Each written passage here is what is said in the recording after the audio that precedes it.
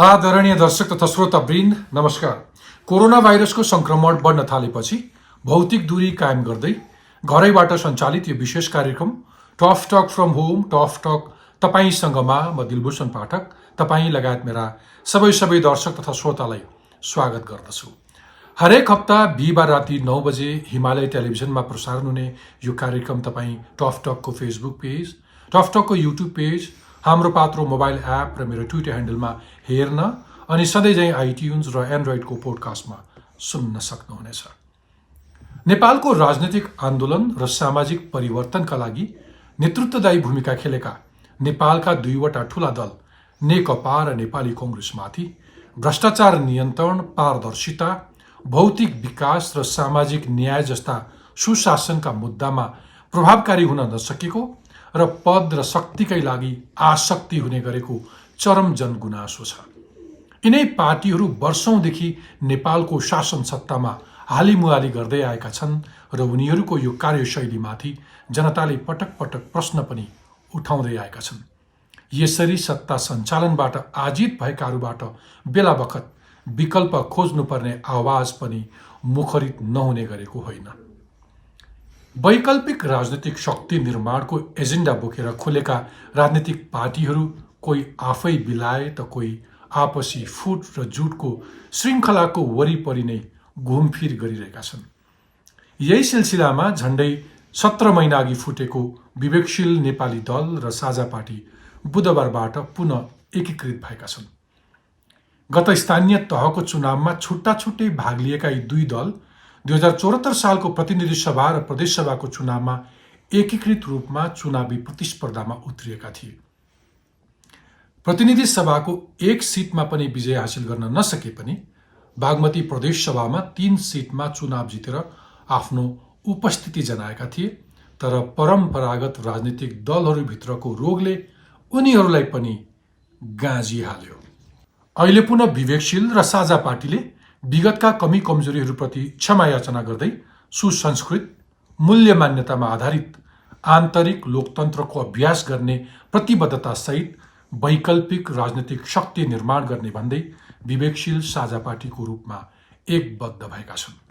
तत्कालीन माओवादीबाट बाहिरिएपछि बाबुराम भट्टराईले पनि वैकल्पिक राजनीतिक शक्ति निर्माणका लागि भन्दै नयाँ शक्ति पार्टी गठन गरेका थिए। तर अहिले त्यो पार्टी पुराना मधेसी पार्टीहरूमा विलय गराए। उता पूर्व पञ्च पृष्ठभूमिका व्यक्तिहरू रहेको राप्रपा पनि अनेकौं फुटका श्रृङ्खला पार गरेर अहिले एकीकृत भएको छ र वैकल्पिक राजनीतिक शक्तिको दाबी गर्छ। तुलनात्मक रूपमा युवा पुस्ताको बाहुल्यता भएको, राजकीय जिम्मेवारी लिएर पनि सामाजिक रूपमा नगन्यका व्यक्ति समेत संलग्न भएको विवेकशील साझा पनि आफूलाई नयाँ सोच र ऊर्जा सहितको वैकल्पिक राजनीतिक शक्ति दाबी गर्छ। खासमा वैकल्पिक राजनीतिक शक्ति के हो र को हो? के नेपालमा राजनीतिक परिवर्तनकारी भूमिका खेल्दै आएका नेपाली कङ्ग्रेस र कम्युनिस्टको विकल्पमा नयाँ कुनै शक्ति उदाउने सम्भावना छ? वैकल्पिक शक्ति बन्न विवेकशील साझासँग के विशेष नारा छ? यसका राजनीतिक मूल्य मान्यता के हुन्? अथवा भनौँ अन्यभन्दा के यो पार्टी वास्तवमा फरक छ र किन फरक छ? यस्तै प्रश्नको जवाब खोज्न आजको संवादमा मैले बुधबार मात्र एकीकृत भएको विवेकशील साझा पार्टीका अध्यक्ष रविन्द्र मिश्रलाई निम्ति आएको छु। आउनुहोस् स्वागत गरौँ आजका मेरा अतिथि विवेकशील साझा पार्टीका अध्यक्ष रविन्द्र मिश्रलाई। रविन्द्रजी, tough talk from home tough talk तपाईँसँगमा स्वागत छ। हस्, धेरै धेरै धन्यवाद दिलभूषणजी। मैले यसरी घरबाट यस्तो कार्यक्रमहरू गरेकै थिएन, तर आज म तपाईँसँग गर्दैछु, खुसी लाग्छ। पार्टी एकताको घोषणै घरबाट गर्नुभयो, तपाईँहरूलाई धेरै धेरै बधाई पनि छ। बधाईको साथमा शुभकामना पनि दिनुहोस्। बिल्कुल, अत्यन्तै धेरै शुभकामना छ। तपाईँहरू पहिले किन फुट्नुभयो, अहिले किन जुट्नुभयो भन्ने पहिलो प्रश्न नै त्यहीँबाट सुरु गर्न चाहन्छु। 17 महिना अघि के कारण छुट्टिनु भएको थियो अनि अहिले कुन परिस्थितिले तपाईँहरूलाई जुटायो रविन्द्रजी?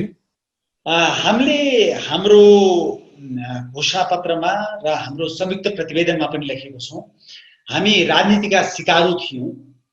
हाम्रो मन ठिक थियो, हामीले देश बनाउने हाम्रो चाहना थियो र हामी गर्न सक्छौँ भन्ने भावना थियो। तर राजनीतिक पार्टी हाँक्ने अनुभव हामीसँग कम थियो र त्यसका साथमा अरू केही व्यवहारगत समस्याहरू स्वाभाविक रूपमा यस्ता कामहरू गर्दाखेरि आउँछन्। त्यो कामहरूका कारण हामी अलिकति दुर्भाग्यपूर्ण स्थितिमा पुग्यौँ। त्यो हामी दुवैलाई अनुभूति भएको थियो, त्यसै कारणले जुट्यौँ।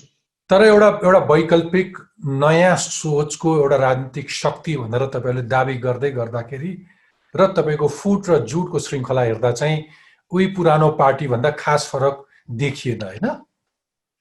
भन्नेले त्यसो भन्न सक्छन्। श्रृङ्खला भन्ने शब्द नै गलत हुन्छ, किनभने श्रृङ्खलामा त धेरै एपिसोड्सहरू हुनुपर्छ, होइन? धेरै खण्डहरू हुनुपर्छ। हामी त एकचोटि फुट्यौँ, एकचोटि जुट्यौँ। त्यस कारणले गर्दाखेरि त्यो परिवारमा कहिलेकाहीँ झगडा भएर घुर्की लगाएर छोराछोरी होस् अथवा दाजुभाइ होस्, कहिलेकाहीँ केही दिन गएर बाहिर साथीका बसेका पनि त हुन्छन्। यो त सानो सानो समस्याहरू परिवारमा त आउँछ भने हामीमा पनि आयो, तर त्यसलाई हामीले अनुभूत गर्यौँ अनि आम नागरिकको आवाज सुन्यौँ। तपाईँहरूले गल्ती गर्नुभयो, तपाईँहरू मिल्नु पर्थ्यो, तपाईँले अघि प्रश्न गरे जस्तै के फरक हो भन्ने कुराले हामीलाई जुन बुझिराखेको थियो, हामीले त्यसलाई सुधार। रविन्द्रजी, आम मानिसले तपाईँलाई हेर्ने आँखा चाहिँ के रहेछ भने त्यो पुरानो शक्तिसँग तुलना गर्छन्, के कुरामा फरक छन् त यिनीहरू। त्यसकारण मैले के भने पुरानो जस्तै फुटे, पुरानो जस्तै जुटे। अर्को प्रश्न तपाईँले मैले कहाँ सोधेँ भने तपाईँहरूकोमा पनि पुरानै पार्टीको जस्तो पदको मोह देखियो। एउटा पार्टीमा दुईजना नेतृत्वमा, होइन? उस्तै देखियो। जस्तो नेकपामा केपी ओली र पुष्पकमल दाहाल अध्यक्ष, दुईजना अध्यक्ष। जनता समाजवादी पार्टीमा बाबुराम भट्टराई, उपेन्द्र यादव र महन्त ठाकुर। त्यस पछाडि राप्रपामा कमल थापा, पशुपति शमशेर जबरा र प्रकाश चन्द्र लोहनी। अनि तपाईँहरूको पार्टीमा पनि तपाईँ अध्यक्ष रविन्द्र मिश्र अनि त्यस पछाडि संयोजक मिलन पाण्डे। फरक केही भयो त पुराना पार्टी र तपाईँहरूमा? प्रश्न भयो।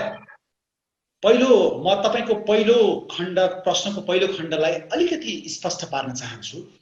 अहिलेको पार्टीहरू आलोचित भएको विगतमा तिमीहरू धेरैचोटि छुट्दै फुट्दै जुट्दै आयो भनेर होइन। नेपाली काङ्ग्रेस पनि धेरैचोटि फुट्दै जुट्दै आयो। पहिलादेखिको इतिहास हेर्नुहुन्छ भने कम्युनिस्ट पार्टीको त कुरै न, इतिहासै टुटफुटको होइन। मैले सिम्बोलिक रूपमा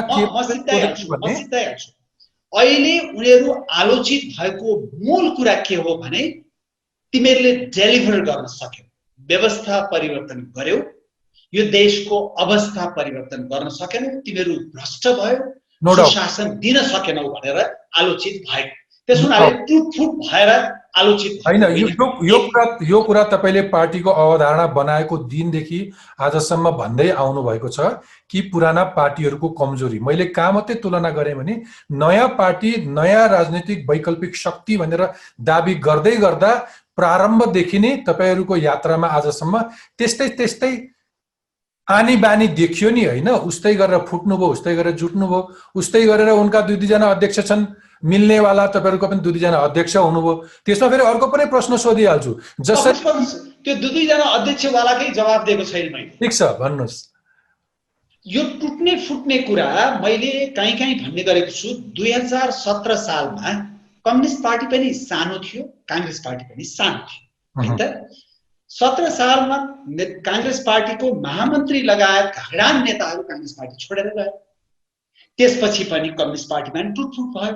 त्यसकारणले यो लामो कठिन यात्रामा कहिलेकाहीँ टुटफुट हुनु, कहिले मान्छे जानु, कहिले आउनु, त्यसलाई धेरै ठुलो आदर्शवादी लेप लगाउने प्रयास नगरौँ, त्यो स्वाभाविक प्रक्रिया। अब दोस्रो कुरा, तपाईँले जुन दुईटा नेतृत्वको कुरा गर्नुभयो, हामीले जस्तो हामी नितान्त फरक पृष्ठभूमिबाट आएका व्यक्तिहरू मिलेर पार्टीहरू बनाएका थियौँ र हामीले के सोच्यौँ भने हामीले 6 महिनाभित्रमा महाधिवेशन गर्ने भनेर भनेकै छौँ। 6 महिनाभित्रमा महाधिवेशन गर्ने हो भनेदेखि अहिले तपाईँको धेरै गज्याङ मज्याङ पारेर दुवैतिर गज्याङ मज्याङ पार्नु साथ हो। हामी दुवैजना मिलेर काम गर्यौँ र महाधिवेशनमा गयौँ भने महाधिवेशनले त एकल नेतृत्व स्थापित गर्छ र त्यो भनेर हामी संयोजक भनेर जाँदै थियौँ।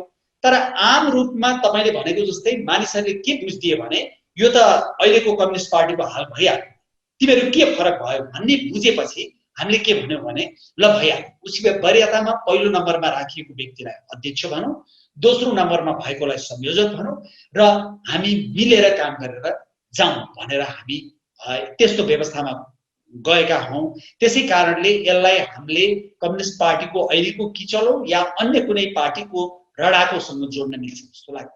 ओके, होइन, मैले फेरि पनि भने कि नयाँ राजनैतिक वैकल्पिक शक्ति भन्दै गर्दाखेरि केही कुराहरू अन्तर उस्तै देखियो नि, अन्तर भएन। अर्को पनि एउटा प्रश्न छ, जस्तो अन्तर केमा छ भन्ने कुरा अहिले म तपाईलाई हामी क्रमैसँग जान्छौँ रविन्द्रजी, एकताको प्रसङ्ग आउँदाखेरि एकीकरणमा जोड्न खोजेको मात्रै। त्यस्तै अर्को पनि प्रश्न तपाईँकोमा के छ भने जसरी ती पुराना पार्टीहरू एकीकरण गर्दाखेरि जम्बो कार्य समिति बनाउँछन्, तपाईहरूले पनि त्यस्तै बनाउनु भयो, अध्यक्ष र संयोजक तपाईँले स्पष्टीकरण दिनुभयो, तपाईँ र मिलन पाण्डेजीकोमा त्यहाँ नजाउँ, तर सचिवालयमा तपाईँहरूको 26 सदस्य दुवै पार्टीबाट 13 जना राख्नुभयो, द्याट्स फाइन, तर केन्द्रीय कमिटीमा 65 जना राखेर 130 जना बनाउनु भयो।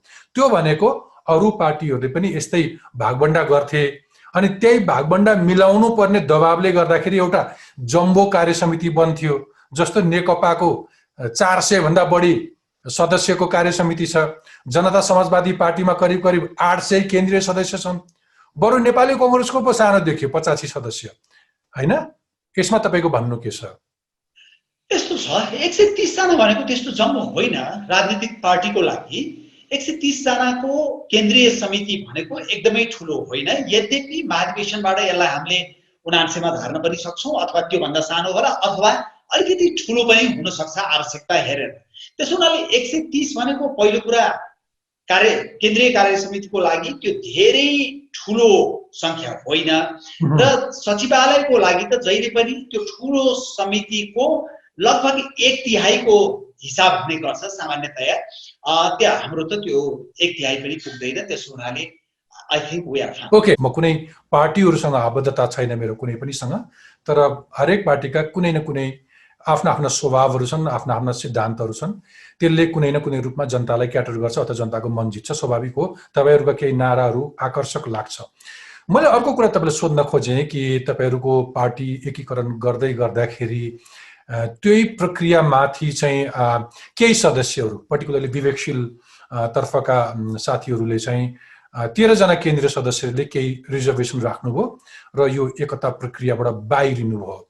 अब यो आफ्नै साथीहरु नै समेट्न नसकेको अवस्थामा तपाईहरुले भोलि आम मानिसमा आफ्ना एजेन्डाहरु कसरी समाहित गरेर लैजान सक्नुहुन्छ? यस्तो छ, तपाईले फेरि म तपाईलाई विगतमा लैजान चाहन्छु। पार्टीहरु एकीकरण हुँदाखेरि स्प्लिन्टर ग्रुप्स छन्, ससाना समूहहरु निस्किएका उदाहरणहरु छन्, किनभने त्यो प्रक्रियामा कतिपयलाई चित्त बुझ्दैन। अन्डरस्टुड। र व्यक्तिको व्यक्तिगत अधिकार हो त्यहाँबाट बाहिरिनु। त्यसै कारणले केही साथीहरु नछुट्टी दिनु भएको भए हुन्थ्यो उतापटि, तर छुट्टी दिनु भयो। उहाँहरु पनि त्यसको बारेमा खुसी हुनुहुन्न, तर छुट्टिनु भयो। र भविष्यमा जसरी हामी छुट्टिएका थियौं, हामी मिल्यौं, त्यसै गरी छुट्टिएका साथीहरु सबैलाई हाम्रो जोड्ने प्रयास त रहि नै रहन्छ। त्यो कारणले गर्दाखेरि त्यसलाई मैले अघि पनि भनेको जस्तो हामी वैकल्पिक भन्दैमा यस्तो लेप नलगाउँ पार्टीमा जसमा समाजका अन्य विविध जटिलता, विरोधाभास र नकारात्मकताहरुको असरै पर्दैन भनेर नभनौं, त्यो पर्छ अलिअलि, ती समस्याहरु आउँछन्, तर मूलतः हामीले त्यस्ता समस्याहरु सामना गर्दै अगाडि बढ्नुपर्छ। तपाईले बुझ्नुहुन्छ एउटा पत्रकारको मर्म। हामीले जनमानसमा उब्जेका प्रश्नहरु राजनीतिज्ञहरुलाई जवाफदेही मानिसहरुलाई सोध्ने हो र त्यो तपाईहरुलाई एउटा मौका हो आफ्ना मतदाता, आफ्ना पार्टीका शुभचिन्तकहरुलाई स्पष्ट पार्ने। तपाईलाई अर्को पनि एउटा मौका दिन्छु स्पष्ट पार्नलाई रविन्द्रजी।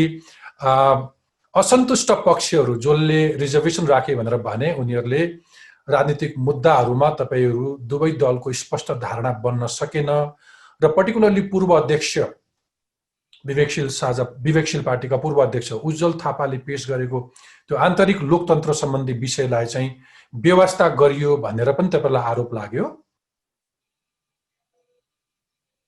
हजुर, त्यो के थियो, त्यो विषय के थियो उहाँहरूले उठाएको?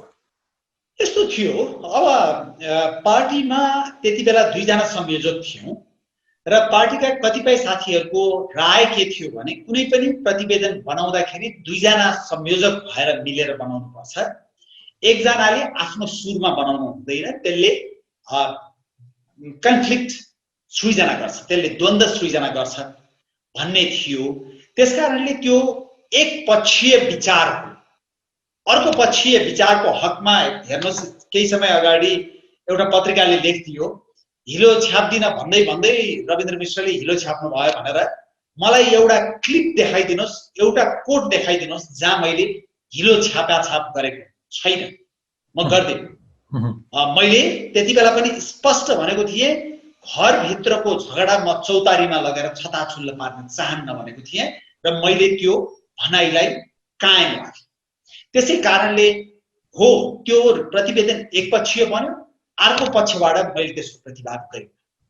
पछिल्लो समय पार्टी सञ्चालनका क्रममा विगतमा तपाईले अलिकति विवेकशील दलका नेताहरू अथवा साथीहरूलाई अलिक केटाकेटी खालका छन्, बरु आफूलाई अलिक बढी राजनीतिक चेत छ अथवा ज्ञान छ भन्ने जस्तो कुराहरूले गर्दाखेरि चाहिँ पार्टी फुट्न गएको अथवा यो रिजर्भेसनको अवस्था आएको भन्ने आरोप पनि लाग्यो तपाईलाई?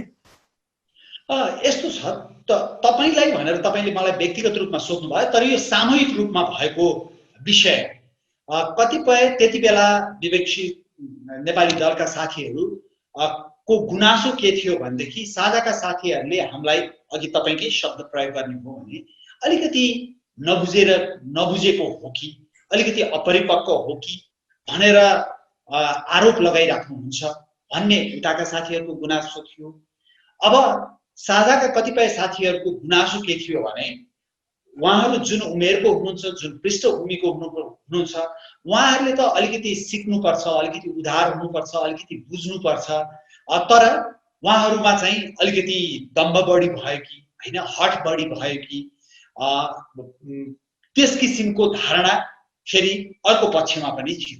त्यसै कारणले त हामीले प्रतिवेदनमा भन्यौं नि, हाम्रा व्यवहारगत कमजोरीहरूका कारणले गर्दाखेरि हाम्रो पार्टी चाहिँ त्यति बेला अलिकति दुर्भाग्यपूर्ण स्थितिमा पुग्यो भनेर हामीले भनेको कारणै त्यही।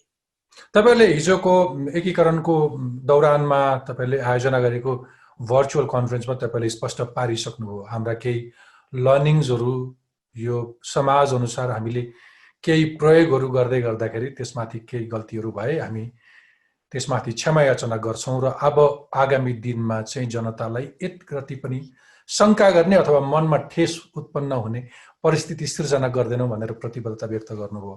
मैले तपाईहरुको एकीकरणका अघिल्ला केही परिस्थितिहरू उठाउन मात्रै प्रयत्न गरेको थिएँ। अब म वैकल्पिक तपाईहरुको राजनीतिक शक्ति, तपाईहरुको राजनीतिक दर्शनमै केन्द्रित हुन्छु। तपाईहरुले यो एकतालाई अलिकति वैकल्पिक राजनीतिक शक्ति बन्ने प्रयास भनेर भन्नुभएको छ नि, खासमा वैकल्पिक राजनीति भनेको के हो? म मेरा आम दर्शक श्रोतालाई कहिले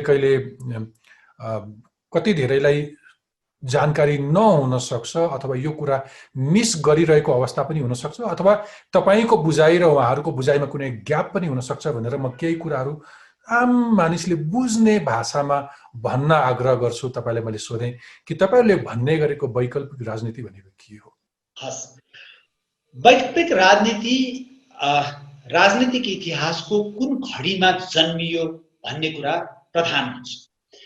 हाम्रो पार्टी कुन घडीमा जन्मियो भने जति बेला अधिकारको लडाईँ लडेर पुराना दलहरूले अधिकार स्थापित गरिसकेका थिए र लोकतन्त्रलाई संस्थागत गरिसकेका थिए, त्यसको साथमा एउटा सामाजिक न्यायको विषयलाई, समावेशिताको विषयलाई पनि अंगीकार गरिसकेका थिए।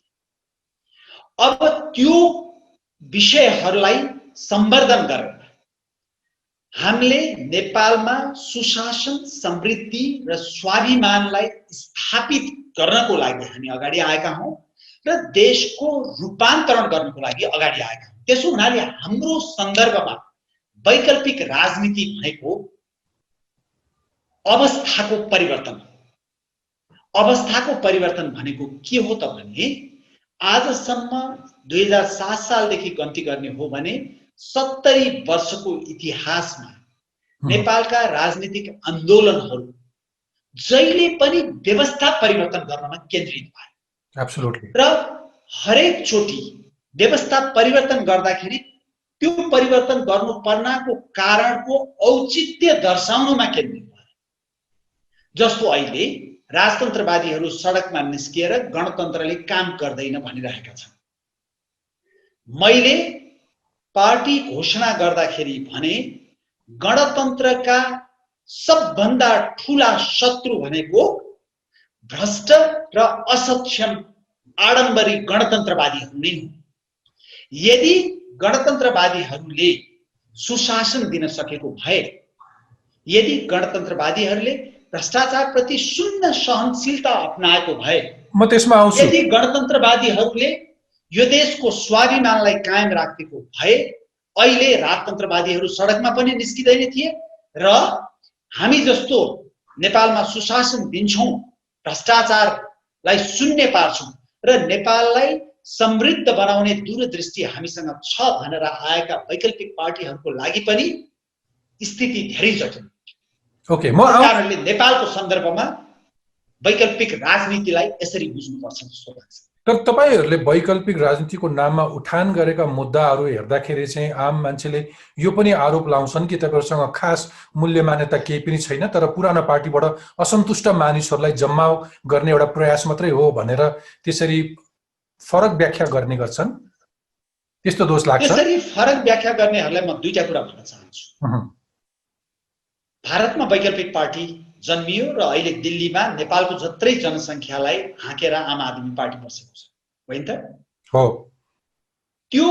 त्यसको जन्म र त्यसको उत्थान केही हदसम्म पुराना पार्टीका असन्तुष्टिहरूसँग जोडिएको हुन्छ, केही हदसम्म नयाँ वैकल्पिक पार्टीले बोक्ने मुद्दा र विश्वसनीयतासँग जोडिएको हुन्छ। त्यसै कारणले पुरानो पार्टीहरूको असन्तुष्टहरूलाई मात्रै तानेर वैकल्पिक बनाउन खोजेको होइन, तर पुराना पार्टीहरूले राम्रो काम गर्दाखेरि वैकल्पिक पार्टी जन्मिने वैकल्पिक पार्टीहरूको लागि त्यो यात्रा कठिन हुन्छ। त्यसकारणले त्यो तथ्यलाई हामी मनन गरौँ। पाकिस्तानमा त्यही हो, तपाईको भारतमा त्यही हो, त्यसै गरी अहिले युरोपका कतिपय देशहरूमा त्यस्ता परिस्थितिहरू बनेका छन्। अब जहाँसम्म विचार छैन, यिनीहरूको मूल्य मान्यता छैन भनेर भन्ने कुरा छ, त्यो चाहिँ के हो भने हामीले हाम्रा विचारहरू यो छोटो राजनीतिक यात्रामा जनता समक्ष राम्रोसँग पुर्याउन सकेका छैनौँ। हाम्रा विचारहरू म तपाईलाई अलिकति बुदागत रूपमा छोटकरीमा स्पष्ट पार्न चाहन्छु। बिल्कुल, बिल्कुल। पहिलो कुरा, विवेकशील साझा पार्टीको दर्शन छैन भनेर भन्नुहुन्छ कतिपयले, विचार छैन। हामीले स्पष्टसँग भनेको छौँ, हाम्रो वैचारिक दर्शन भनेको कल्याणकारी लोकतन्त्र हो। तर लोकतन्त्र आफै कल्याणकारी हुँदैन र? लोकतन्त्र, यस्तो प्रजातन्त्र त्यो आफै कल्याणकारी, त्यो आफै परोपकारी होइन व्यवस्था। उसले त समाजवादी लोकतन्त्र भनेर किन भन्नु पर्दैन? लोकतान्त्रिक समाजवाद भनेर किन भन्नु पर्दैन नि? कहिलेकाहीँ त्यो मूल विषयलाई एउटा विशेषण लगाएर डिफाइन गर्नुपर्ने हुन्छ। किन डिफाइन गर्नुपर्ने हुन्छ भने त्यसमा विशेष जोड दिनुपर्ने हुन्छ।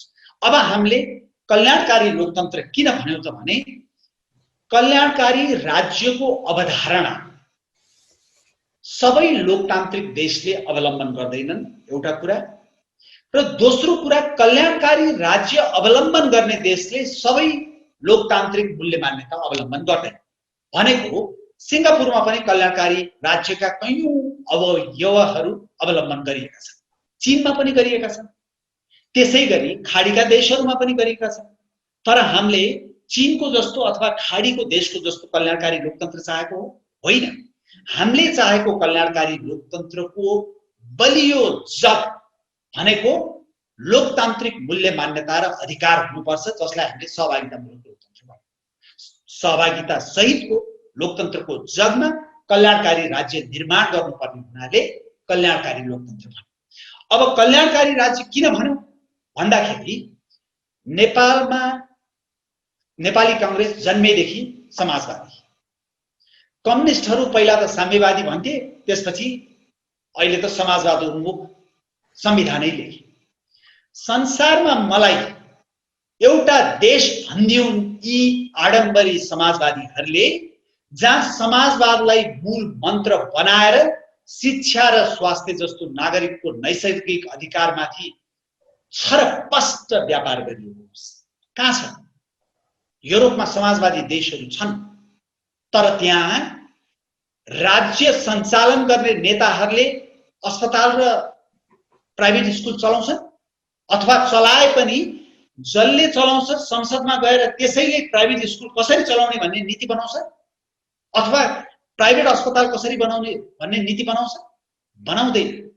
र शिक्षा र स्वास्थ्य यस्तो विषय हो जसले वर्ग विभाजनलाई न्यूनीकरण गर्छ। नत्र तपाईँ वर्ग जन्मेदेखि तराईको देहातमा जन्मिएको एउटा बच्चा स्कुल जान पाउँदैन, एउटा वृद्धले औषधि खान पाउँदैन। तपाईँ र मेरा छोराछोरी काठमाडौँमा जन्मेको हुनाले उनीहरूले राम्रो स्कुल पनि पाउने, राम्रो स्वास्थ्य सुविधा पनि पाउने, दुवैजना नेपाली नागरिक। अहिले एक्जिस्टिङ पुराना पार्टीहरूले तपाईँले भने भन्दा फरक त कुरा गर्दैनन् नि त। कुरा गर्नलाई त संविधानमा त फेरि व्यवस्था छ नि।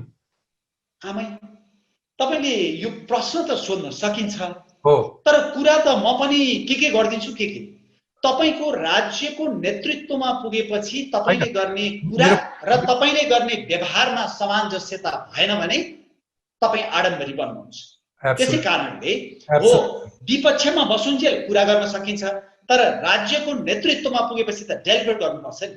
हैन, मेरो प्रश्न के भने तिनले पनि भन्नलाई त भनेकै कुरा हो, तर व्यवहारमा इमानदार भएन हैन।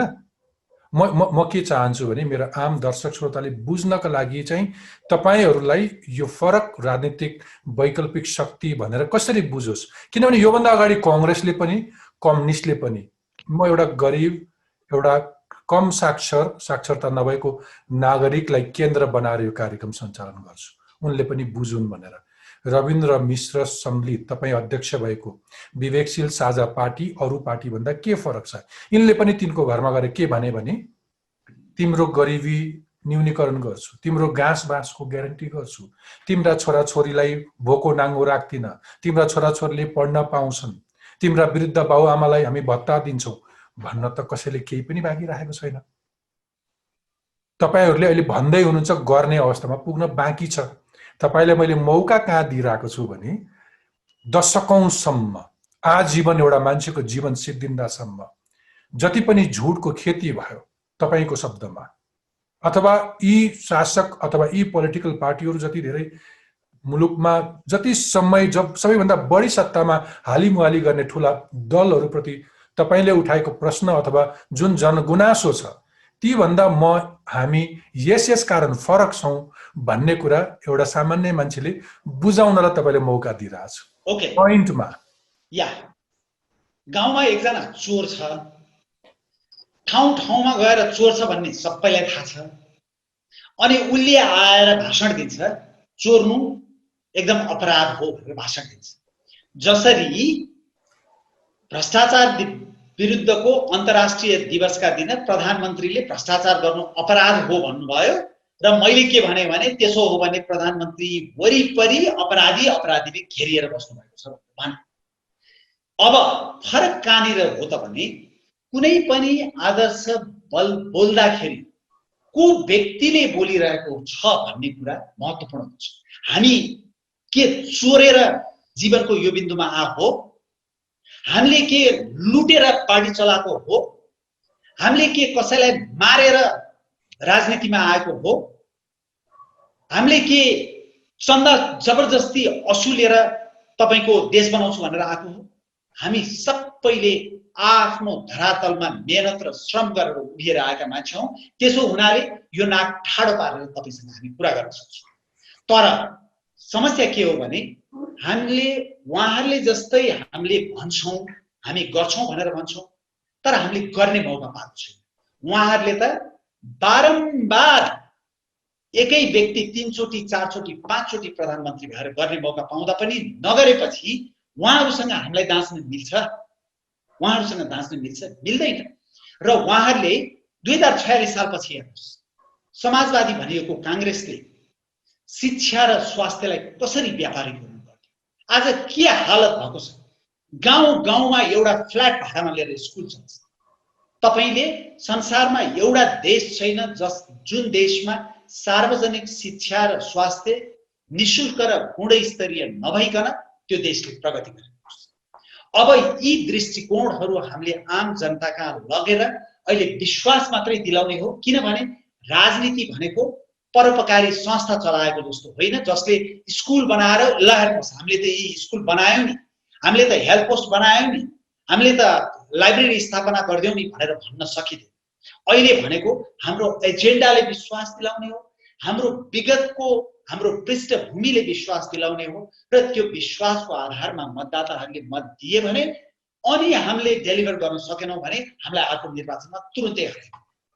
ओके, होइन, मैले यो प्रश्न किन राख्न खोजेँ भने मैले जनताको लेन्सबाट पनि तपाईँलाई एब्सोल्युटली र तपाईँले यो राखिदिनु प्रश्न राखेँ किनभने यी सबै पोलिटिकल पार्टीहरूको इमर्जेन्स र यिनीहरूको विकास क्रम तपाईँले हेर्नु हो भने तपाईँले भन्दा चर्का नाराहरू, यसलाई अन्यथा नसम्झिनुहोस्, जनतालाई उसको मन मस्तिष्कमा छुने खालका नाराहरू लगाए। नेकपा माओवादीको इतिहास हेर्नुहोस्, 17,000 मान्छेको ज्यान गयो, ज्यान जाने अवस्थासम्म त्यतिसम्म त्याग र बलिदान दिए जनताले। आशा के थियो? यो मुलुकमा गरिब तपाईँले भने जस्तै खाली खुट्टा हिँड्ने, एक छाक राम्रोसँग खान नपाउने, विद्यालय नदेखेका परिवारका सदस्यहरू, यी सबैले न्याय पाउँछन् भन्ने थियो। तर त्यस पछाडि अत्यन्तै धेरै महत्त्वाकांक्षा लिएर आएका नेताहरू पनि देखियो जनताको नजरमा। अब फेरि पोलिटिक्समा तपाईँहरू आउँदै गर्दाखेरि तपाईँहरूलाई पनि विश्वास गर्ने आधार त हुनु पर्यो नि। त्यसकारण तपाईँले भन्नुभएको छ आफ्नै पालामा परिवर्तन गर्ने हो, आफै परिवर्तन हेरेर मर्ने हो भनेर जुन नारा छ नि तपाईँहरूको, यस पछाडिको बलियो आधार के हो? तपाईँहरूको प्रतिबद्धता के हो? पार्टीमा आबद्ध मान्छेहरूको पारा अथवा सङ्गठनको संरचना हेर्ने हो भने त फेरि मानिसले देखे फुटेको, तपाईँहरू बिचमा बेमेल भएको, त्यसभित्रको सब्सटेन्स हुन्छ नि, त्यसको इनसाइड केही छ आम जनताले विश्वास गर्ने। फेरि अर्को मौका दिएँ मैले स्पष्ट। Thank you.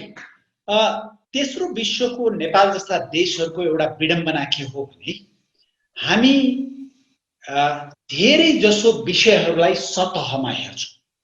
त्यो सतह भनेको के हो भने तपाईको व्यवस्थाले काम गरेन, संविधानले काम गरेन, एकछिन कार्यकारी राष्ट्रपति ल्याऊ, एकछिन कार्यकारी प्रधानमन्त्री ल्याऊ, एकछिनमा राजतन्त्र ल्याऊ, होइन राजतन्त्र हुँदैन संघीयता ल्याऊ। हेर्नुहोस् है, हामी केमा रुमल लिएका छौँ। संसारमा तपाईको संघीयता भएको देशले पनि विकास गरेको छ, नभएको देशले पनि विकास गरेको छ, राजतन्त्र भएको देशले पनि विकास गरेको छ, नभएको देशले पनि विकास गरेको छ, धर्मनिरपेक्षता भएको देशले पनि विकास गरेको छ, नभएको देशले पनि विकास गरेको छ। पुरै छैन। जापानको जस्तो अमेरिकनले आएर लेखिएको संविधान जसले जापानलाई सार्वभौम सत्ता सम्पन्न देश भनेर रेकग्नाइज पनि गर्दैन, किनभने उसले आफ्नो सेना भनेको बेलामा प्रयोग गर्न सक्दैन, त्यस्तो देशले पनि विकास गरेको छ।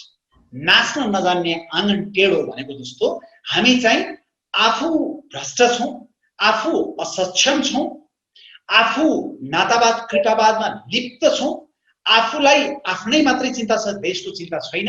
तर जस्टिफिकेसन औचित्य कहाँ खोज्छौँ त भने लिखित दस्तावेज परिवर्तनमा औचित्य खोज्छौँ। यो आम तेस्रो विश्वको वेल सेड। मलाई तपाईले सोध्नुहुन्छ भने यसमा कुरालाई म सिधै हाल्छु अनि म तपाईको सुन्छु। त्यसकारणले गर्दाखेरि अहिलेसम्म हामीले के गर्यौं त भन्दा सबै देशको अविकास मूल रूपमा दुई तीनवटा विषयसँग आएर जोडिएको हुन्छ।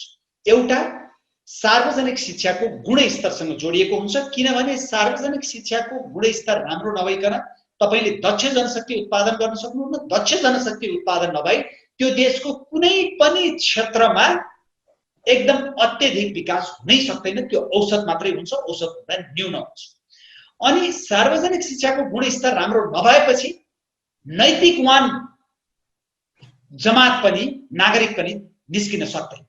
अब नैतिकवान नागरिक पनि नजन्माउने सार्वजनिक शिक्षाले दक्ष जनशक्ति पनि नजन्माउने भएपछि नेपालको हालत हुन्छ। अब हामीले के भनेका छौँ, हामी कसरी फरक छौँ त भने हामी यो मूल जरोमा प्रवेश गरिरहेका छौँ र हामीले के भनेका छौँ, हाम्रो प्रधान एजेन्डा भनेको नेपालमा सुशासन हो र त्यो सुशासनसँग जोडिएको विषय सार्वजनिक शिक्षा र स्वास्थ्यको निशुल्क र गुणस्तरीय सेवा त्यति गर्न सक्यौँ भने आजभन्दा 10 वर्षपछि मानिलिउँ तपाईले बुढानीलकण्ठ जस्तो स्कुल नेपालको अत्यन्त अविकसित जिल्लाहरूमा गएर 500 वटा खोल्नु भयो भने आजभन्दा 15 वर्षपछि ती जिल्लामा रोजगार सृजना गर्ने रचनात्मक ब्रेनहरू पनि सृजना हुन्छ र त्यसको त्यहाँ हात धुन पर्छ खाना खानुभन्दा अगाडि टोयलेट बनाउनु पर्छ घरको बाहिर भनेर सिकाउनु पर्छ त्यसपछि पर्दैन त्यसकारणले त्यो रुट कजमा हेर्नु पर्यो एब्सोल्युटली हैन मलाई त कति लाग्छ भने आम तपाईहरुले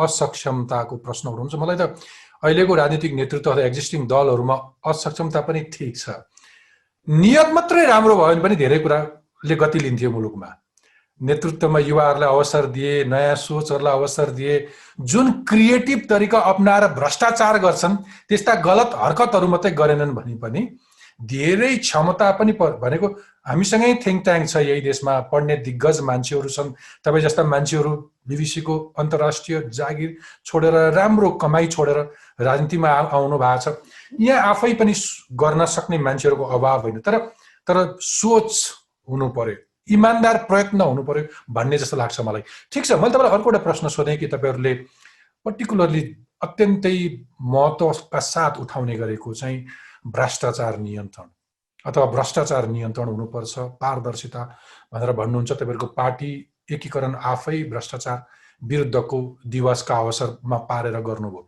तर स्वयं तपाईहरुको पार्टी भित्र पनि अपारदर्शिताको कुरा उठ्यो जस्तो कि पूर्व अध्यक्ष उज्जवल थापा जी आफैले पार्टीमा अलिकति आर्थिक अनियमितता गरेको आरोपहरू लाग्यो त्यस्तो केही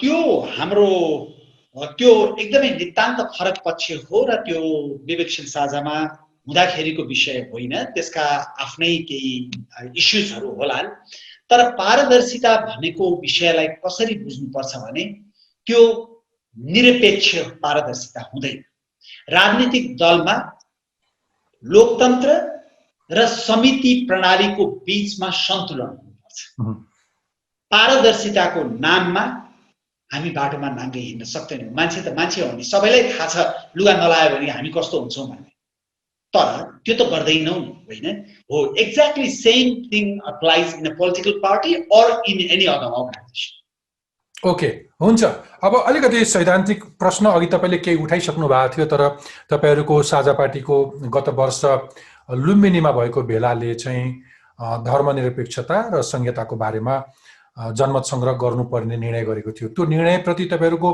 अहिलेको धारणा के छ अहिले एकीकृत भइसकेपछि पनि त्यही मान्यता राख्छ तपाईहरुको पार्टीले यस्तो हो एकीकरण नहुँदाखेरि पनि त्यो धारणासँग असहमत साथीहरू पार्टीमा हुनुहुन्थ्यो नि एन्ड द्याट्स नेचुरल हैन कांग्रेस पार्टीमा अहिले संहिता विरोधी साथीहरू पनि हुनुहुन्छ हिन्दू राष्ट्र पक्षधर साथीहरू पनि हुनुहुन्छ राजतन्त्रवादी साथीहरू पनि हुनुहुन्छ कम्युनिस्ट पार्टीमा पनि हुनुहुन्छ सो ठुलो अर्गनाइजेसनमा जहिले पनि के हुन्छ भने मूल दर्शनमा मूल मुद्दामा सबै एक ठाउँमा हुन्छ हाम्रो मूल मुद्दा के हो हाम्रो मूल मुद्दा सुशासन हो समृद्धि हो स्वाभिमान हो हाम्रो मूल मुद्दा भनेको यो देशको रूपान्तरण हो र हामी जन्मिएकै के को लागि त भने यो देशलाई समृद्धितर्फ इमानदार सक्षम दूरदृष्टिपूर्ण एउटा नेतृत्वलाई सत्तामा पुर्याएर यो देश रूपान्तरण हैन तर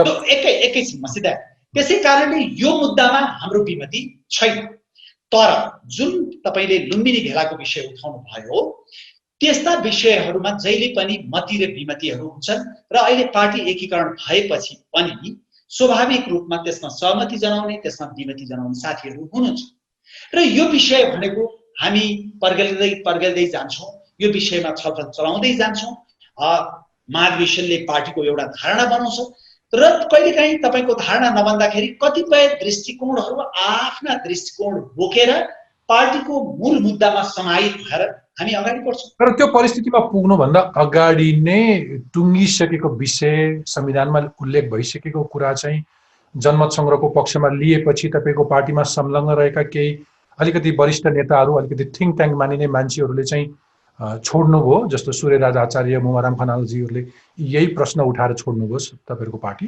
होइन त उहाँहरूको पनि केही विमति थियो होला, तर उहाँहरूले पार्टीबाट अलग हुनुको त अलिकति फरक कारणहरू पनि छन्, त्यसमा नजाउँ।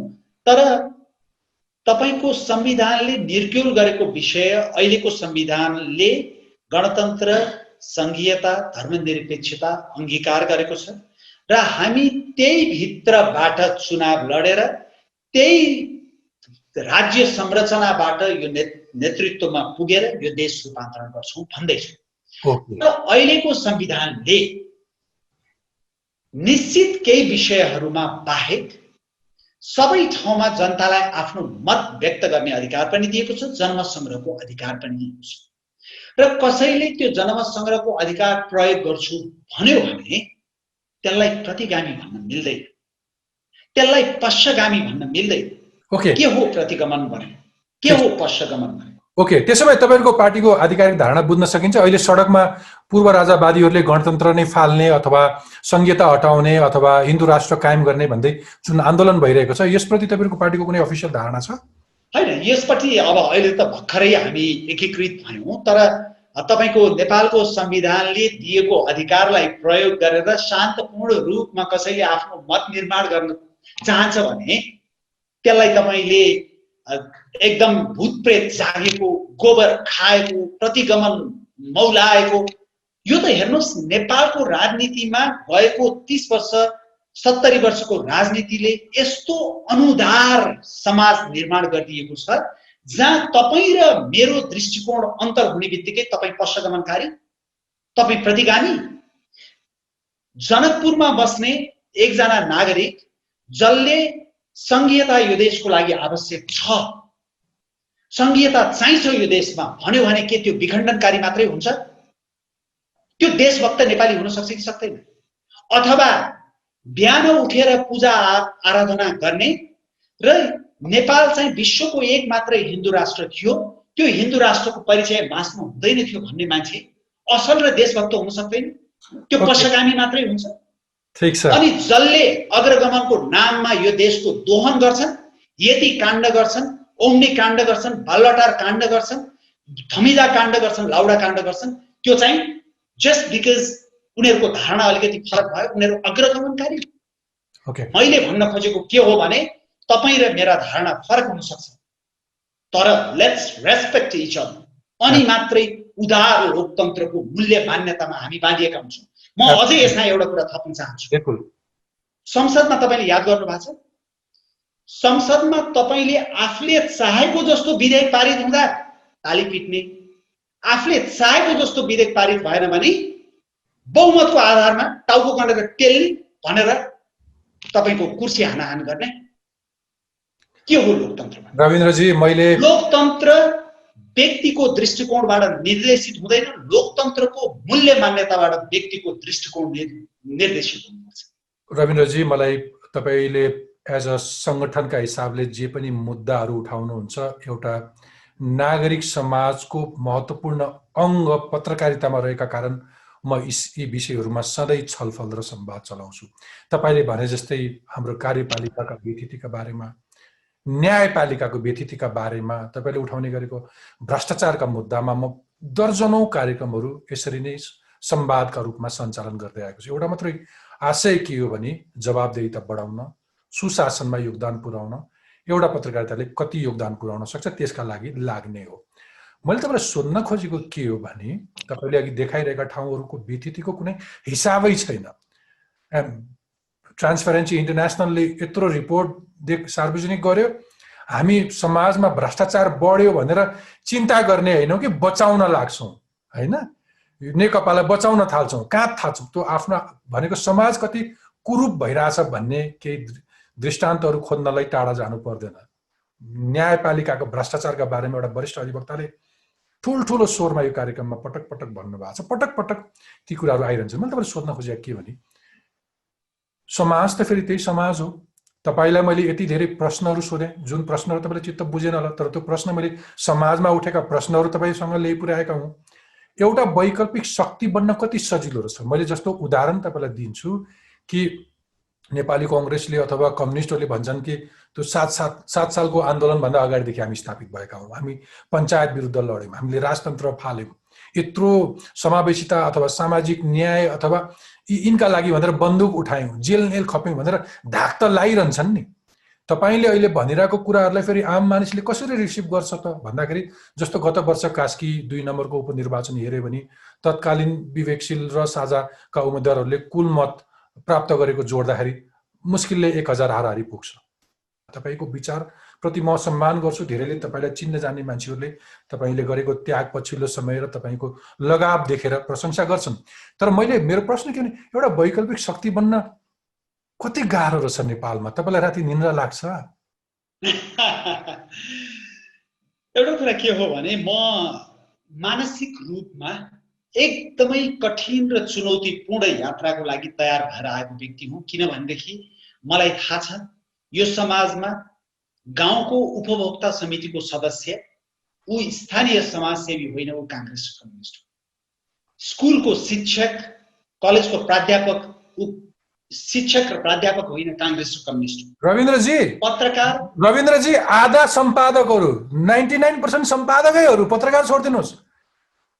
कुनै एउटा पत्रकार फेला पारिदिनुहोस् जो प्रेस युनियनमा, काङ्ग्रेसको भातृ संगठन प्रेस युनियनमा छैन, अथवा नेकपाको अर्को कुनै संगठनमा छैन, अथवा अर्को कुनै चौतारीमा छैन, फेला पारिदिनुहोस् त।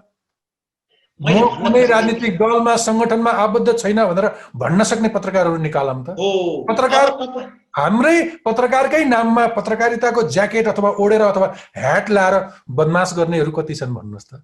समाज, त्यही भएर मैले भने कि यो खालको समाजमा तपाईँले लिएको मिसन त्यति सजिलो छ? कति कष्ट छ नि, हैन? एकदमै एकदमै कष्टकर छ। र तपाईँले अघि जुन पोखराको उपनिर्वाचनको न्यून भोटको कुरा गर्नुभयो, ठ्याक्कै तपाईँले भनेको विषयसँग जोडिएको छ। किन जोडिएको छ भने, दिनदिनै अहिलेको नेतृत्वले भ्रष्टाचार गर्छ, मेरा छोराछोरीले दुःख पाउँछ, राम्रो बाटोमा हिँड्न पाउँदैनन्, राम्रो पार्कमा जान पाउँदैनन्, राम्रो स्कुल जान पाउँदैनन्, राम्रो तलब पाउँदैनन्, जागिर खाँदाखेरि पाउँदैनन्, हैन? तर त्यो सही सहीकन फेरि हामी भोट तिनीहरूलाई दिन जान्छौँ। त्यो यसरी गाँजेर राखेको छ समाजलाई।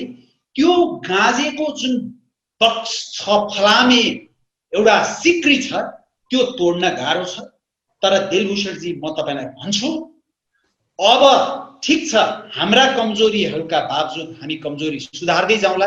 तर हाम्रो, मैले मेरो चुनावको बेलामा भने, म मान्छे हुँ, गल्ती गरौँला, तर बेइमानी गर्दिन, यो देशलाई घात हुने काम गर्दिन भनेर भने। हामी घात गर्दैनौँ, बेइमानी गर्दैनौँ, हाम्रा सानातिना कमजोरीहरू होला, तर ती कमजोरी हेरेर पुरानै पार्टीलाई भोट दिइराख्ने हो भने यो देश अर्को 30 वर्षसम्म यसै गरी घस्रिराख्छ र आम नागरिकका छोराछोरीले र सन्तानले दुःख पाउँछन्, नेताहरूले सुख पाउँछन्। यो स्थिति बदल्ने हो भने अब विवेकशील साझाको विकल्प छैन। त्यसमा स्पष्ट भने विकल्प छ। हामीसँग एजेन्डा छ, हामीसँग विचार छ, हामीसँग प्रतिबद्धता छ, हामीसँग देशभक्ति छ र हामीसँग गर्न सक्ने सक्षम मान्छेहरू छन्, हामी गर्छौँ। र त्यसमाथि केही निश्चित मान्छेहरूको तपाईँप्रति विश्वास पनि छ, आश पनि छ। फरक के मात्रै हो भने कसैले हात लगाउने, साथ नदिने, तर रमिता हेरेर बस्नेहरूसँग पनि मनमा कहीँ अन्तरकुन्तरमा यिनले गर्छन् कि भन्ने थोरै आशा छ। तर त्यो आशालाई मूर्त रूप दिन चाहिने के रहेछ भने, तपाईँहरूको पछिल्ला गतिविधिको केही टिप्पणीहरू म हेर्दै थिएँ कि सामाजिक सञ्जालमा हल्ला गरेको भरमा त्यहाँ प्राप्त लाइक्स र डिसलाइक अथवा प्रतिक्रियाहरूमा दङ्ग परेर बस्ने होइन। कुनै एउटा पार्टी तपाईँले लिएको मिसन आर्जन गर्नलाई त्यहाँ पुग्नका लागि तपाईँको सङ्गठन चाहिन्छ, तर तपाईँहरू सङ्गठन विस्तारमा तपाईँहरू लाग्नै सक्नु भएन। तपाईँहरू कतिपटक कर्णाली पुग्नु भएको छ। हिमाली जिल्लाहरूको अवस्था के छ? तपाईँहरूले फर्मेसन गरेको सेन्ट्रल कमिटीको मेम्बर्सहरूको प्रोपोर्सन के छ? सङ्गठन त चाहियो नि, होइन? फेरि तपाईँले भनिरहेको कुरालाई ल्याउँ, जित्नलाई, चुनाव जितेर त्यो नेतृत्वमा पुग्नलाई, नेतृत्वमा मलाई पठाऊ मात्रै भनेर त पुगेन नि। तपाईँले नागरिकलाई गाली गरेर मात्रै भएन नि, पुरानालाई मात्रै सधैँ दियो, हामीलाई तिमीले मौकै दिएनौ भनेर गुनासो गरेर त भएन। सङ्गठनको अवस्था के छ? एउटा रमाइलो विडम्बना के हो भनेदेखि, हामी सुदूर पश्चिमदेखि सुदूर पूर्वका धेरै जिल्ला, धेरै गाउँ, धेरै नगरहरूमा पुग्यौं। ती फोटोहरू सामाजिक सञ्जालमा राख्यौं। सामाजिक सञ्जालका टिप्पणीकर्ताहरूले के भनिदिनु भयो, तपाईहरु सामाजिक सञ्जालमा मात्रै सीमित हुने भन्दैनौ। सामाजिक सञ्जाल त हाम्रो देखाउने, शोकेसिङ गर्ने ठाउँ हो। तर हामी पुगेका छौं नि। हाम्रो तपाईको प्रदेशमा संगठनहरू छ, तर सबै ठाउँमा छैन। र हामीले अब साझा राजनीतिक भूयात्रा भनेर भूयात्रा गरिराखेका छौं। तर त्यसलाई अलिकति आर्थिक सहयोग विश्वभरि बसेका, नेपालमा बसेका नेपालीहरूले अलिकति गरे भनेदेखि हामी ठूलै एउटा यात्रामा जाने योजना पनि गर्दैछौं र त्यो पनि गर्छौं। र कतिपय साथीहरूलाई म के निवेदन गर्न चाहन्छु भने, हामीलाई यसो गर उसो गर भन्नुको साथमा हामीलाई 2-3 किसिमका सहयोगीहरूको आवश्यकता पर्छ। एउटा अग्रपंक्तिमा आएर म पनि भिड्छु, यो बाटो चुनौतीपूर्ण छ तर देश बनाउने हो, म पनि भिड्छु भनेर आउने साथीहरू चाहियो एउटा। त्यसपछि हामीलाई अलिकति पछाडीबाट नैतिक समर्थन गर्ने, साथ दिने साथीहरू चाहियो। त्यसको साथमा हामीलाई आर्थिक रूपमा साथ दिने साथीहरू पनि चाहियो। ओके, भनेको तपाईहरु संगठन विस्तारको क्रममा हुनुहुन्छ। आम मानिसले बुझे जस्तो यो संगठनको मूल आधार चाहिँ सहरिया जनमत मात्रै हो अथवा युवाहरू मात्र हो भन्ने चाहिँ होइन। कर्णाली प्रदेशको 10 वटा जिल्लामा हामीले संगठन बनाइसक्यौं। त्यस्तो विकट ठाउँहरुमा ठाउँमा वडा समितिहरू बनेको छ, नगर समिति बनेको छ, तर व्यापक रूपमा गर्न बाँकी छ। तर साथ दिने, अग्रपंक्तिमा लड्ने साथीहरू भए मात्रै हामी संगठन निर्माण गर्छौं। ओके रविजी, एउटा दुईटा प्रश्न बाँकी छ तर समय सिद्धिसक्यो। तपाईसँग जाँदा जाँदै फेरि तपाईको विकास सम्बन्धी तपाईहरुको भिजन पनि मलाई सुन्न मन लाग्यो, पर्टिकुलरली रोजगारी सृजना अथवा पूर्वाधार विकास अथवा लोकतन्त्रकै सुदृढीकरण, सामाजिक न्याय, शिक्षा, स्वास्थ्य लगायतका क्षेत्रहरूमा तपाईहरु कसरी अगाडि बढ्नुहुन्छ? अघि तपाईले भन्नुभयो केही व्यथितिहरू त्योबाट मुक्त पाउनलाई हामीलाई जिताउनु पर्छ त भनेर भन्नुभयो। त्यसमा तपाईहरुको पर्टिकुलर अवधारणा के छ विकास सम्बन्धी भिजन? विकास हेर्नु, सबभन्दा पहिला आएर तपाईले विकासको मुद्दालाई भ्रष्टाचारको तहसँगै जोड्नुपर्ने हुन्छ। जुन राज्य, जुन सरकार भ्रष्ट हुन्छ, स्वाभाविक रूपमा त्यहाँ विकास अवरुद्ध हुन्छ। 1 महिनामा उक्किने पिच बाटो बन्छ हैन। 25 वर्षमा नै नबन्ने खानेपानी आयोजना निर्माण हुन्छ। त्यसकारणले गर्दाखेरि विकासको मुद्दा सबभन्दा पहिला सुशासनसँग जोडिएको हुन्छ र सुशासन सँगसँगै त्यो क्षमतासँग जोडिएको हुन्छ। किनभने क्षमतावान नेतृत्व नभइकन त्यो सक्षम विकास गर्न सक्षम जनशक्ति उसले आफू वरिपरि राख्नै सक्दैन। पहिलो पक्ष त्यो हो। दोस्रो पक्ष चाहिँ हामीले कसरी हेर्नुपर्छ भने, हेर्नुस्, यो नेपाल जस्तो देशको लागि तपाईको फोरेन डाइरेक्ट इन्भेस्टमेन्ट र आन्तरिक रूपमा व्यवसायी उद्योगीहरूले गर्ने लगानीको लागि मैत्रीपूर्ण वातावरण नबनाउने हो भने कुनै पनि हालतमा राज्यले मात्रै गर्ने खर्चबाट विकास सम्भव छैन। अहिलेको अवस्था के हो भने, एउटा ठूलो आयोजना लिएर यहाँको अरबपति व्यवसायीले त्यो आयोजना सुरु गर्छु भन्यो भने 5 वर्षसम्म उसको फाइल हल्लेको हल्लै हुन्छ। किनभने उसले कमिसन नदिकन त्यो फाइलै नो डाउट। नत्र त रोजगारी दिन्छु, ठूलो आयोजना गर्छु भन्ने मान्छेलाई विकसित सुसंस्कृत देशमा हो भने अरूले आएर फारम भरिदिन्छ कम्पनी रेजिस्टर गर्नको लागि। यहाँ तपाईको फाइलै मुभ हुँदैन। त्यसो हुनाले सबभन्दा पहिला एउटा कुरा उल्लेख गरौँ, अहिलेका प्रधानमन्त्रीले त्यो करप्सन घटाउनलाई फाइल चाँडै मुभ होस् भन्नका लागि अनलाइनको व्यवस्था गरेका छौँ, यातायात मालपोत लगायत नापिएका कार्यालयहरूमा भनेर दाबी चाहिँ गर्नुभएको छ। तर अब फेरि हेर्नुपर्छ प्रधानमन्त्रीज्यूले त्यस्ता दाबी कति। तपाईलाई थाहा छ, त्यहाँ कमिसन नदिकन इन्टरनेट नै डाउन हुन्छ नि।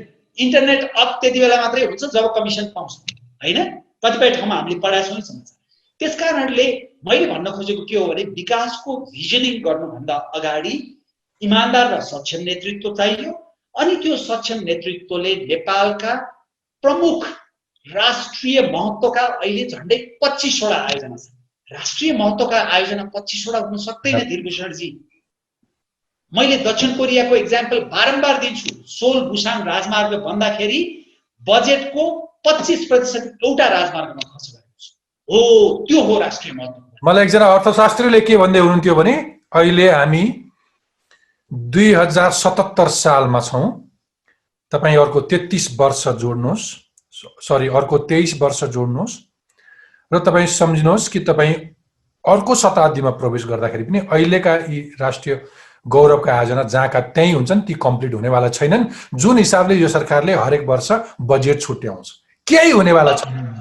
त्यो चाहिँ अलिकति अतिशयोक्तिपूर्ण हो कि, किनभने कतिपय राष्ट्रिय गौरवका आयोजनाहरू कम्प्लिट हुने निकै प्रगति भएका आयोजनाहरू पनि छन्। तर मैले भन्न खोजेको के हो भने नेपालको 5 वटा यस्ता आयोजना आइडेन्टिफाई गर्नु पर्यो जसले अर्थतन्त्रलाई उद्वेलित गरोस् र अर्थतन्त्र उद्वेलित भएपछि त्यसले रोजगारी स्वत सृजना गर्छ। र त्यस्ता किसिमका अब अहिले समय सिद्धिनै लाग्यो, नत्र के हुन सक्छ भनेर अलिकति त्यसबारे पनि कुरा गर्नुहुन्थ्यो। तर बेसिकली यति फोकस्ड प्लानिङ हुनुपर्छ नेपाल जस्तो देशमा। 25 वटा होइन 3 वटा आयोजना आइडेन्टिफाई गर्नुहोस् जसले नेपालको अर्थतन्त्रलाई मजाले उद्योगित गर्नुहोस्। र त्यो उद्योग जस्तो बुढी गण्डकी भन्नुहोस् न, एउटा उदाहरणको लागि, काठमाडौँबाट धेरै पर छैन, फेवाताल भन्दा विशाल ताल सृजना हुन्छ। पर्यटकीय दृष्टिकोणबाट त्यो ठाउँ कस्तो होला, त्यसबाट निस्किने बिजुलीले नेपालको उद्योग धन्दामा कति असर पार्ला हैन, यी यावत कुराहरू छन् नि। त्यसकारणले गर्दाखेरि हामीले विचार गर्नुपर्ने कुरा के हो भने विकासको भिजनिङ गर्दाखेरि यसरी छरपष्ट डाँडा काटेर बजेटलाई कनिका छरेको जस्तो छरेर विकासको भिजनिङ हुन सक्दैन। It has to be a very very focused plan. Okay, अब अन्तिम प्रश्न तपाईहरुलाई सोध्न मन लागेको, तपाईहरुको आफ्नो योजना अनुसार साँच्चीकै वैकल्पिक शक्तिको रूपमा देखिन आउँदो चुनावसम्म कस्तो खालको स्वरूप ग्रहण गर्छौं होला भन्ने कुनै त्यस्तो अनुमान छ? तपाईहरुको भिजन के छ नेक्स्ट इलेक्सनसम्ममा? हामी हाम्रा विचार, हाम्रा मुद्दाहरू, हाम्रा मूल्य मान्यताहरू तपाईले अघि भनेको जस्तै एकदमै दूर दराजमा बसेका जनतासँग रिलेट गर्नमा अझै चुकिरहेका छौं। किन चुकेका छौं भने त्यो एउटा वैचारिक सिक्रीमा यसरी बाँधिदिएको छ। त्यो सिक्री तोडेर जनताको मनभित्र हामी पस्न सकेका छैनौं। मलाई पोइन्टमा फोकसमा भन्दाखेरि प्रदेशमा अथवा सरकारमा तपाईको उपस्थिति कुन रूपमा कसरी आउँदै हुनुहुन्छ आउँदै? यसरी अब हाम्रो पूर्ण फोकस संगठन विस्तारमा हुन्छ र हामी सकभर गाउँ-गाउँमा पुग्ने प्रयास गर्छौं र त्यसपछि हाम्रो फोकस आउँदो स्थानीय चुनाव र त्यसपछिको संघीय चुनावमा हामी केन्द्रित भएर काम गर्छौं। किनभने अघि तपाईले उल्लेख गरेको जस्तै चुनावमा राम्रो मत आएन भने हामीसँग जतिसुकै राम्रो मन भए पनि त्यसले अर्थ राख्दैन। टार्गेट केही छ मेरो लोकल इलेक्सनमा यो नम्बर, प्रदेशमा यो नम्बर, संघीय संसदमा यो नम्बर भन्ने कुनै त्यस्तो? त्यो धेरै चाँडो होला। तर हामी अहिले एकीकृत भएपछि हामीले हाम्रो विवेकशील साझा पार्टीलाई वैकल्पिक राजनीतिको गुरुत्व शक्ति बनाएर छरिएका समूह तथा अन्य धेरै छरिएर रहेका पार्टीहरूलाई एक ठाउँमा जोडेर ठूलो धक्का मार्ने हाम्रो योजना छ। त्यो गुरुत्व शक्ति बनाएर वैकल्पिक पार्टीलाई निर्विकल्प शक्ति बनाउने हाम्रो उद्देश्य। रविन्द्रजी, तपाईको नवगठित फेरि एकीकरण भएको विवेकशील साझा पार्टी, त्यसभित्रका सबै सदस्यहरू सबैलाई धेरै धेरै शुभकामना। आजका लागि तपाईले दिनुभएको समय र संवादका लागि धन्यवाद। तपाईलाई पनि धेरै धेरै धन्यवाद दिलभूषणजी। नेपाल र विदेशमा बसेका सम्पूर्ण नेपालीहरूसँग मैले यसरी आफ्ना कुराहरू शेयर गर्न पाएँ। Thank you so much.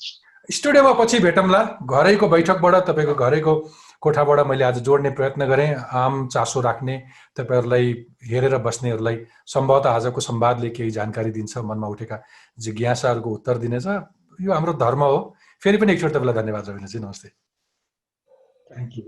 दर्शकवृन्द, कार्यक्रमको अन्त्यमा तपाईको प्रश्न। नमस्कार, म रुक्मणी गिरी, प्रदेश नम्बर 3 सिन्धुपाल्चोक जिल्लाबाट। मेरो प्रश्न चाहिँ माननीय श्रम रोजगार तथा सामाजिक सुरक्षा मन्त्रीज्यूको लागि रहेको छ।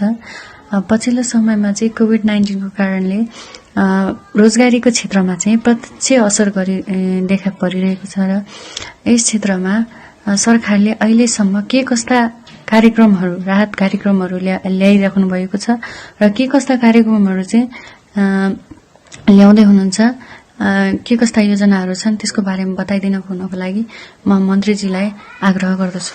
धन्यवाद। नमस्कार, म मन्दिरा कोइराला भीमसेन गोला बागमती प्रदेशबाट। माननीयज्यूलाई मेरो प्रश्न निम्न रहेको छ।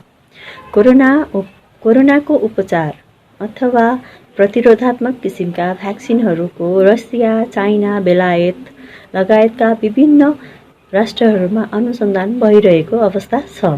औषधि वा भ्याक्सिनहरूको उत्पादन पछि सरकारवाला अन्तर्राष्ट्रिय निकायको अनुमति पश्चात व्यावसायिक उत्पादन सुरु हुन थाल्नेछ।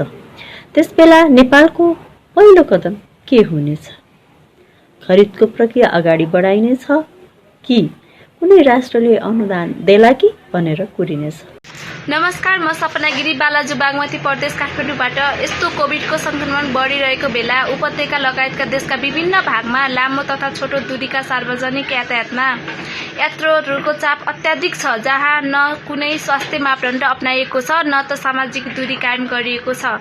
यसलाई व्यवस्थित गर्न स्वास्थ्य मन्त्रालयले सम्बन्धित पक्षसँग किन समन्वयन गर्न नसकेको होला? धन्यवाद। अबदेखि टकमा तपाईँ आफै पनि प्रश्न राख्न सक्नुहुनेछ। सरकारमा बस्ने हुन् वा प्रशासन चलाउने, सार्वजनिक ओदामा बस्ने हुन् वा समाजका जिम्मेवार व्यक्ति, तपाईँ जसलाई पनि प्रश्न गर्न सक्नुहुन्छ। उत्तर नआउन पनि सक्छ, तर प्रश्नको प्रभाव अनेक किसिमले परिरहेकै हुन्छ। त्यसैले आजै आफ्नो मोबाइल फोन उठाउनुहोस्, क्यामेरा अन गर्नुहोस्, नाम र ठेगाना भन्नुहोस्, कसलाई के प्रश्न हो आधा मिनटभित्र सोध्नुहोस् र हामीलाई पठाउनुहोस्। हामी सबैभन्दा राम्रा प्रश्नलाई कार्यक्रममा समावेश गर्नेछौँ। हवस् त, अर्को हप्ता यसरी नै भेटौँला। कार्यक्रमका बारेमा टकको युट्युब पेजमा आफ्नो प्रतिक्रिया लेख्न नभुल्नुहोला। स्वस्थ रहनुहोस्, सुरक्षित रहनुहोस्। आजलाई बिदा दिनुहोस्। नमस्ते, शुभरात्रि।